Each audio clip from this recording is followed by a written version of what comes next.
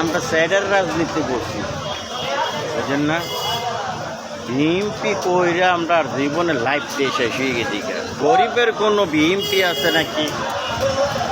আপনারা ভিডিওটা শেয়ার করে দিবেন এবং কি সবার দেখার সুযোগ করে দিবেন।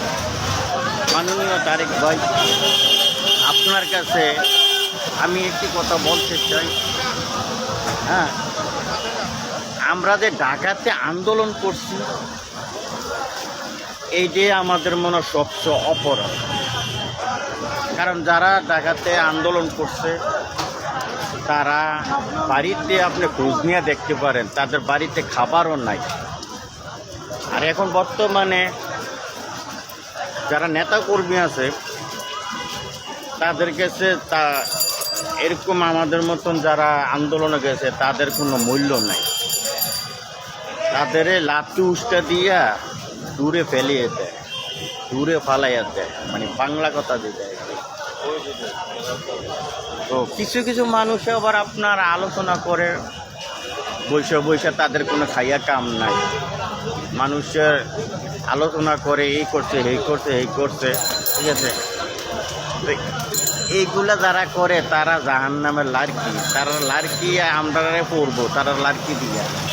মানুষের আইপ গ্রহণ ভালো না, তো ঠিক আছে?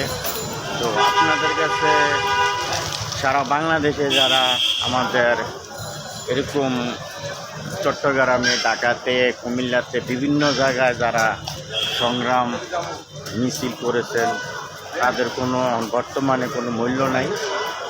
তো এই স্যাডের রাজনীতি করার থেকে পেট নীতি করাটাই সবচেয়ে উত্তম। তো আমি মাননীয় তারেক ভাইয়ের কাছে আমি বলবো, আপনি বাংলাদেশে প্রায় 4 কোটি 5 কোটি মানুষ হবে এই যে আন্দোলন করছে, তাদের কিন্তু মূল্য নাই।